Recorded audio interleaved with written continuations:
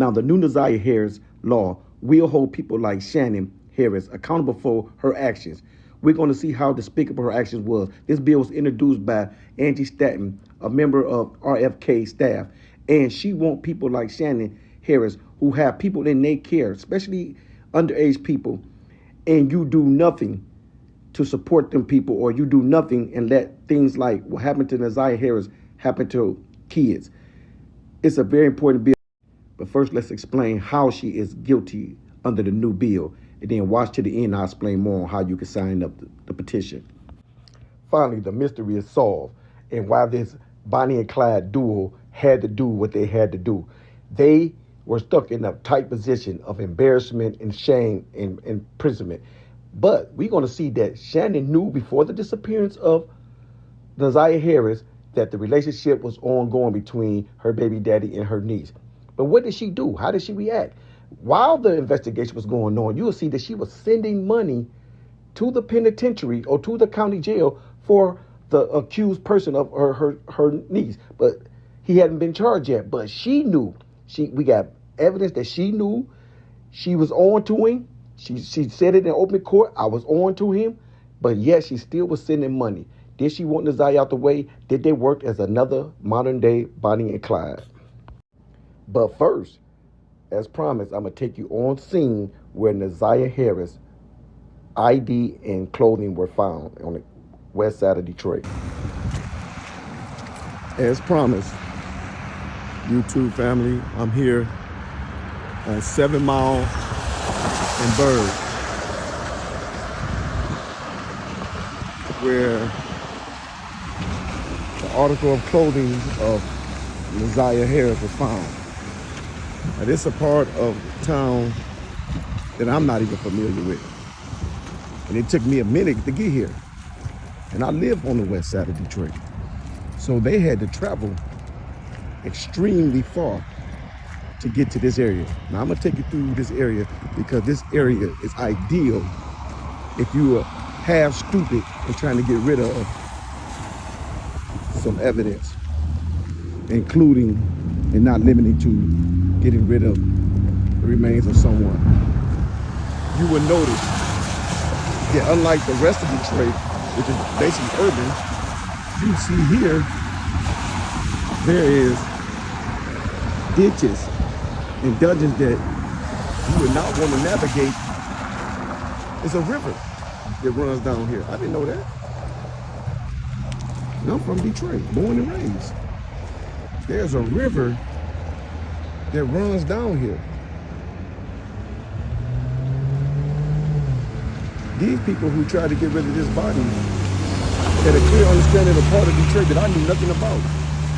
And I had to ask myself, why did they travel? You see the length I got on the screen? Do you see the distance it is from where they were at to where they came? It's an actual river that runs through the northern part of Detroit, Michigan, that I know nothing about. I don't know. I think that might be River Rouge, because we have a place where we call River Rouge. Unbelievable. And not only just this part, there's a part over there, as you can see, that's similar to where the river probably exited at. And this is the place where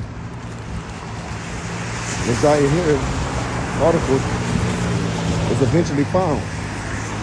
There's no way those article of clothing, her school ID, or anything of that nature can get from that deep east to the center of Detroit is a long way. To go to the extreme west and to extreme north of Detroit, I got it on the screen how far that will be. Now, I don't want to walk up on nobody. There are people out, but this is where you see it right there. 7 Mile and Bird. It's been renamed to Bishop Charles, but it's essentially 7 Mile right there. And today we're going to have a clear discussion on why the Harris bill should be passed. It's going to be a quick one today, not going to be long. It's going to dive deep off into it, but it's going to be very interesting. And a lot of you are going to agree with me on why the Harris bill should be passed. I'm going to chronicle some things and put you in the spot. You're going to say, I was there. You're going to think you were there when it all took place. This is where the article, her ID was found. And from there, a search of canvas of this area started finding article of clothing in that ditch where I showed you.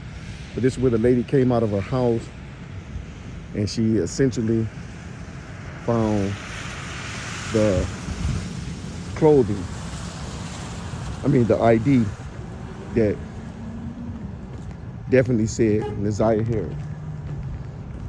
This is a remote part of Detroit that I knew nothing about. A river actually runs down here. I'm gonna walk up once again, give you a close-up of the river. And if you're from Detroit, you from, well, I'm from downtown. So we don't come out here too often. We don't need to come out here that often. There's no real need for us to come out here for what?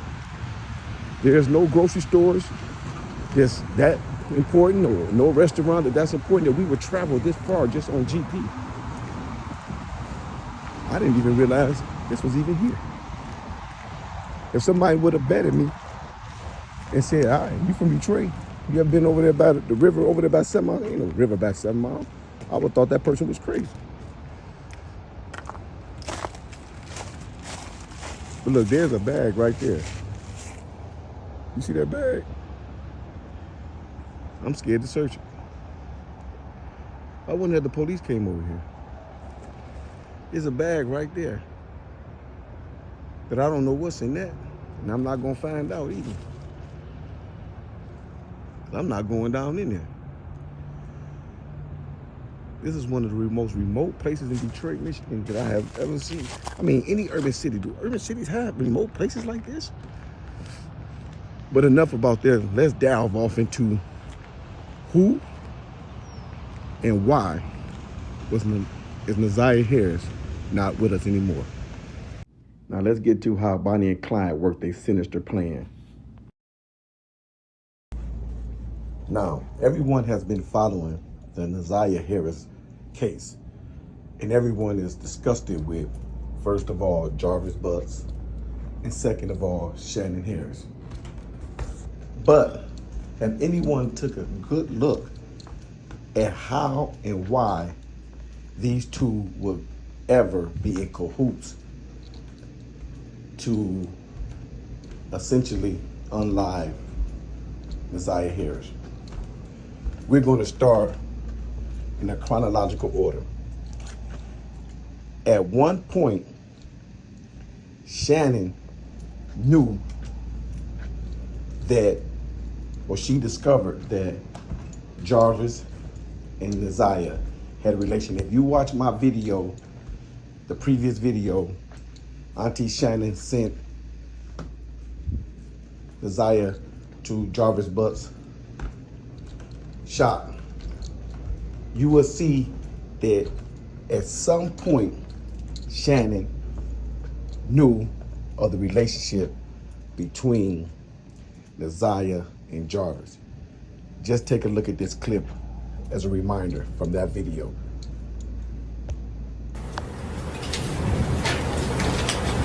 To be honest, these messages I seen into the inbox to you, I really don't know what to believe anymore. Stay away, Ramon, I mean it. The next message is I don't know what to say, or Twitter is on.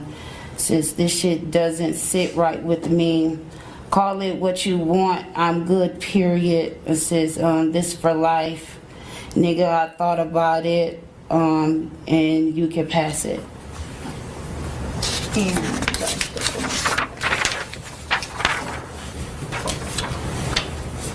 And don't call me, no need to explain shit.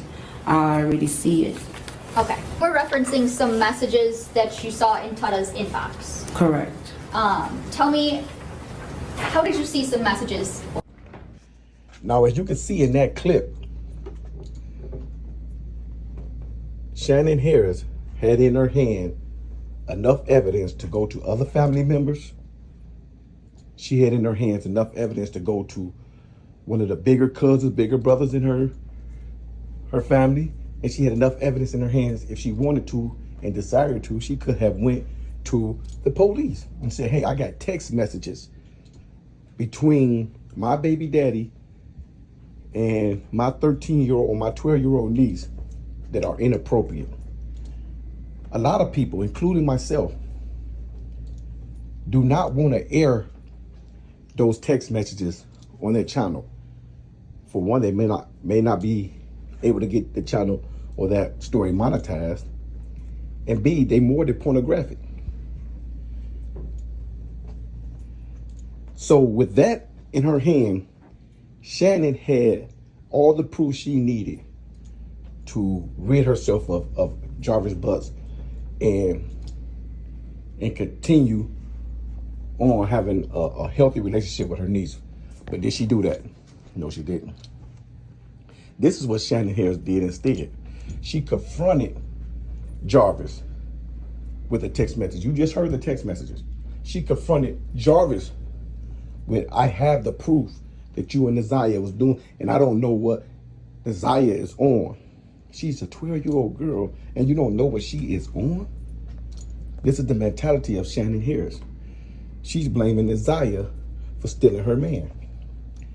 But when the talk of pregnancies, if you listen to those text messages, the talk of pregnancies is discussed, you have to wonder, is Shannon more ashamed that, hey, I done brought this guy into my family, he had 5 children by this guy, and he's done turned around and impregnated my 13-year-old niece. So instead of taking the appropriate action to get this guy dealt with, she became ashamed. And through that shame, her and Jarvis began to figure out how to get rid of this issue. And the issue is the impregnation or the impregnating of Nasiah Harris by Jarvis Butt. Shannon deliberately hid those messages from the police and the rest of the family. And she and Jarvis began to figure out how to end this pregnancy. Now we're going to speed it up a little bit. We're going to do a quick chronological of what happened. First, Nasiah informs Jarvis Butts, hey, I may be pregnant. Second, Jarvis Butts begins to Google how to abort in a pregnancy at home. Third, Shannon finds out about the secret relationship between Jarvis and Nasiah. Fourth, Shannon confronts Jarvis with the issue. Now let's take a look for where we at from there. Where we at from there is Shannon and Jarvis, neither of them two disclose this information to no one else. But Nasiah thinks there's still a relationship between her and Jarvis Butts. So she asked her, Jarvis, can I meet you? He says, yes, meet me on Outer Drive in Balfour. And that's where you will see, I took you there in the last story where you were hearing Shannon's testimony that I was asked by Nasiah, where is Outer Drive in Balfour? She knew that was a spot that she had met Jarvis at plenty of time before, once the grandmother stopped them from coming over. So now, after being picked up by Jarvis Butts and his business partner, she is rode around, paraded around, even taken to a whole nother city and brought back by these two gentlemen who didn't encourage her to get in contact with anybody at that house. Once 3 o'clock came, Shannon had to notice, because she was at the house, that Isaiah didn't return. By 6 o'clock, the grandma was concerned because even the after school programs were over and Isaiah still hadn't returned. This is the unbelievable part that drives America and the rest of the world crazy. Everyone went to sleep that night with no Isaiah. It's 6 o'clock when they realized this. By a testimony of the sister, at 6 o'clock, Isaiah was still at the shop. So they begin to canvass where they think Isaiah might be. Shannon, armed with the information that Isaiah was looking for out of drive in Balford, Isaiah had previously on other occasions, if not that same day, asked about going up to the shop with Jarvis Butts. And the main thing she was armed with was the text messages between Jarvis Butts and Isaiah Harris. She knew that there was an ongoing inappropriate relationship between these two. So when Isaiah didn't come home, you mean to tell me it didn't dawn on Shannon that she might have snuck her fast butt up to that shop to not tell her grandmother then? I found text messages between Jarvis and Isaiah that wasn't appropriate. She may be up at that shop. Isaiah has asked me about meeting spots that I have met Jarvis at previously. She may be at that shop. Do you mean you want us to believe that armed with all this information, Shannon never referred anybody to look at that shop when Isaiah was sitting at all day? Got further proof that this is unbelievable and couldn't possibly happen without Shannon's knowledge. I said I wasn't going to take a lot of court proceedings and none of that. I was going to try to make this as quick and fast as possible. After Isaiah came up missing, her disappearance, Shannon put on a big charade about, I'm looking for my niece, she's missing, this, that, and the other. Armed with the fact that she knew about the inappropriate text message between Jarvis and her niece, armed with the fact that she knew that Isaiah asked about a meeting spot that day that Jarvis usually meet her at.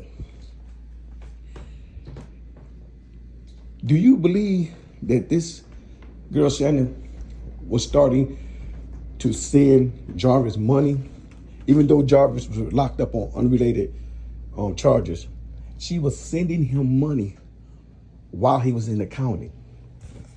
She thought she had got rid of the only thing that kept her from Jarvis. And she don't understand the only thing that kept her from Jarvis is her age. She got too old.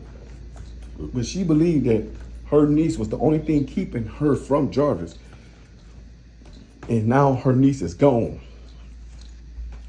Shannon knew of the plan to get rid of the baby by the natural home remedies that the Isaiah was carrying. And when things went aware and things didn't go according to plan, I don't think these individuals set out to murder Isaiah Harris, but that's the result of their attempts to murder the baby that she was carrying. The baby that would have brought more shame on Shannon than she had ever received in her life. Here's a woman who's not that attractive. And there's a woman that don't have high self-esteem. Here she is, done fell in love with a person, her prince. And for this guy, she bared 5 children. And all of a sudden, everything about this fairy tale story was going to come to an end.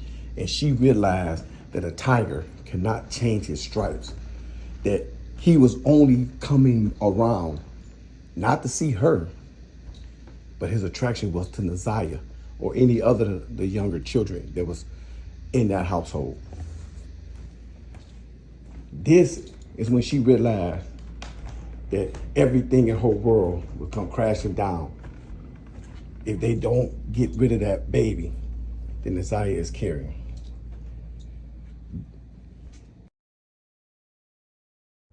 Now, in the description, there is a link that anyone who wants to support the Naziah